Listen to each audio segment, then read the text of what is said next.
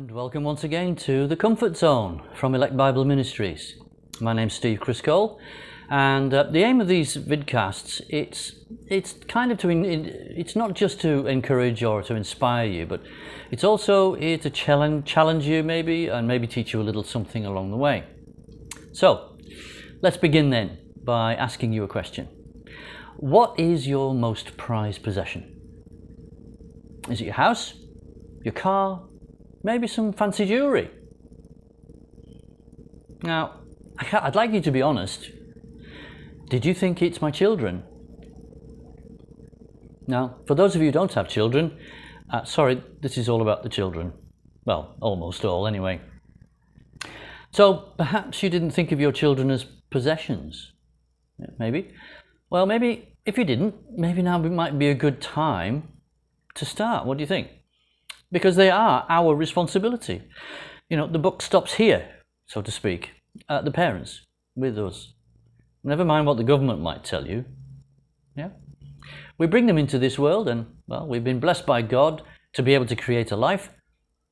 So, you know, then we are the ones who we feed them, we teach them, we chastise them, and we love them.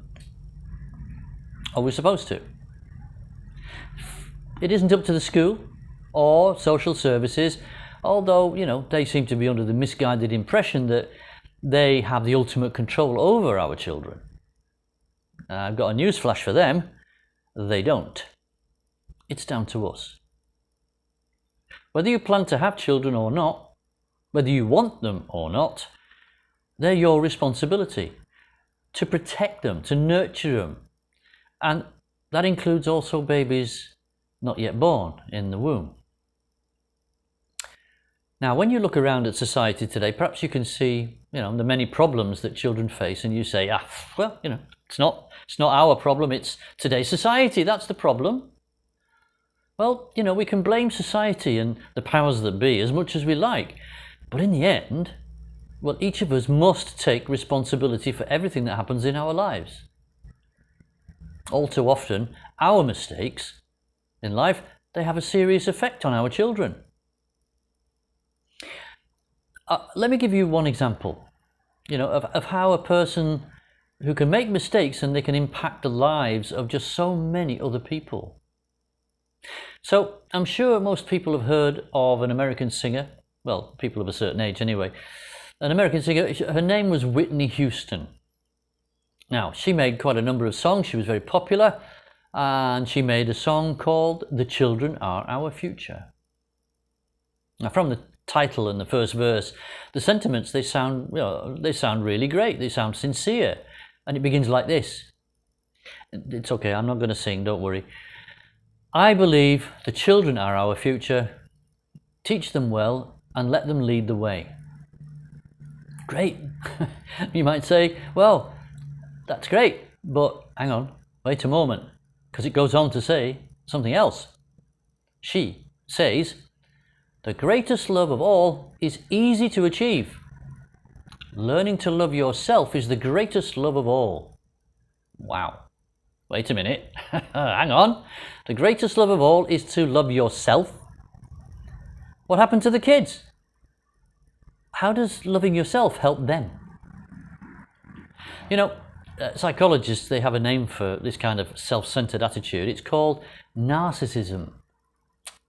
Anyway, this completely mixed up woman, she had a world stage, you know, to use to give some positive messages, yet she chose to sing about her own obsession with herself.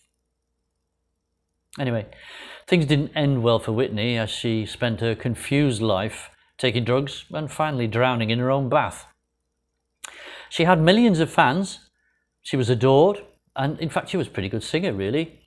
So that meant mixed up, confused, self-centered messages, they were listened to and taken in by her adoring fans. Now, I think this song, and people like Ms. Houston, they sum up a whole host of mistakes that people make in their lives today. They can see that children are important and they kind of represent their future, but that's as far as it goes. It seems to get lost, this idea, in this modern day passion for self-obsession. While these celebrities, they pump out their confused and sometimes evil garbage, they promote themselves at every opportunity. But they can hardly be what I might call a positive role model, for vulnerable young minds. So, who do you think should be a good role model for children? Well, I'll leave that one for you to ponder. You can think about that after we finish watching this. But for now, I'd just like to consider how you are in your own family. Are you a good role model for your kids? I mean, what is it you teach them? What kind of values do you teach them? Do you give them, the freedom to do as they please? To mix with whomever they like? Do you let them watch just about any movie or play any video game? Or maybe you agree it's good for your kids to know that there are now over 120 different identities that they can choose to self-identify as. Perhaps you're one of those parents that follows the so-called global climate catastrophe, and you encourage your kids to save the planet. What about race? Do your kids follow your lead and demonize just about every historic figure simply because they don't fit with, current misguided worldviews on racism? Or maybe you just sit back and let the kids soak up any and all modern progressive thinking, no matter how bizarre. Well, I just want to ask you a question. Did you know that today's Western society is now closely aligned with Marxist communist ideology? I'll bet you didn't, but it's true. Of course, that's okay if you happen to be a Marxist. But what about everyone else? Do you want your children to have a future that looks a lot like I don't know, Soviet Russia or today's communist China? So, as a parent, if you take your role seriously, then you have a great responsibility. So if you look beyond the mainstream media, past the propaganda, the half-truths, and have a look at the real world, you will see that the value of life, it's become a cheap commodity to be bartered for or cast away like so much garbage. When it comes to children, it's actually sickening to me to realize that in our world today, there's so much tolerance for the abuse of children in all manner of evil and depraved activities. Well, I've got news for all those who are still confused, or even as confused as Miss Houston anyway. The greatest love of all is, in fact, the love of God for His children.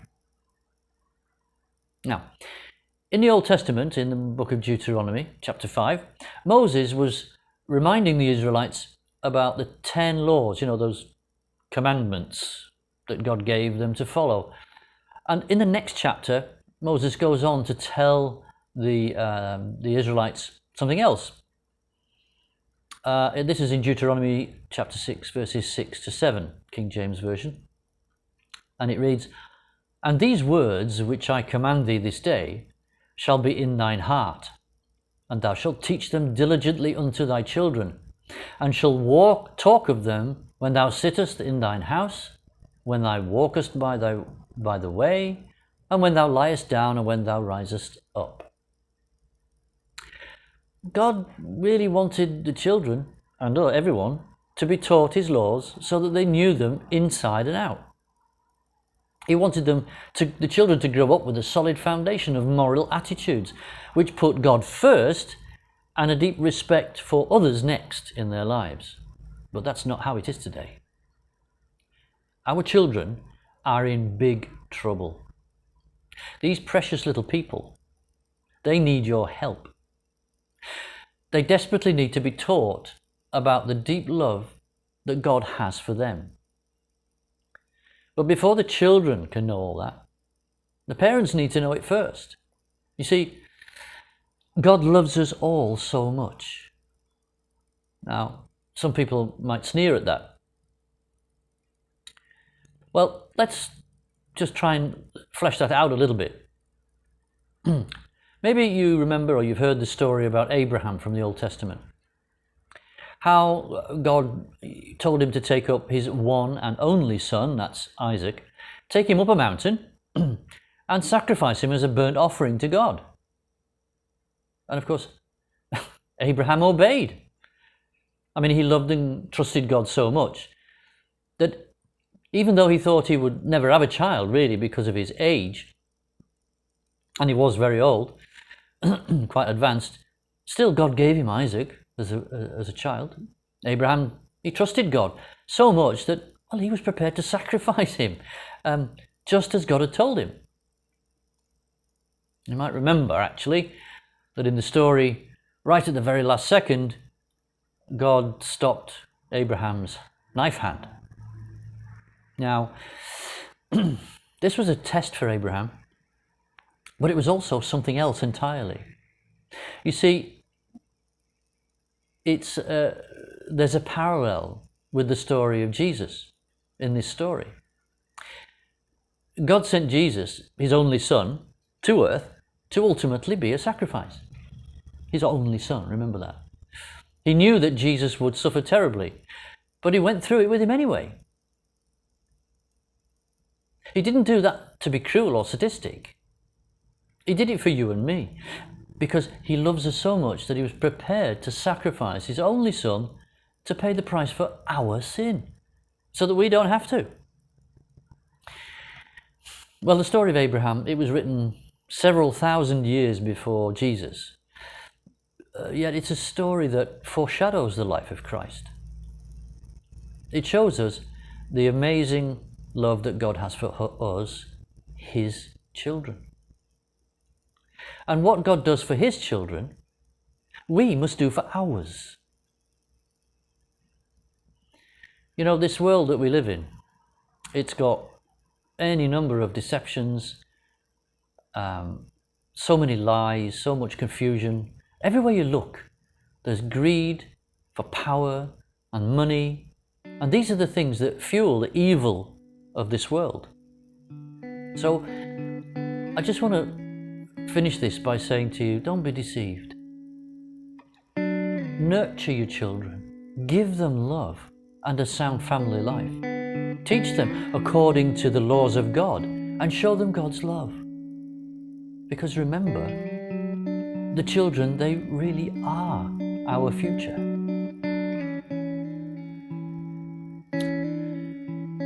So that's the end of today's message. Thank you very much for joining me, and hope to see you next time. God bless.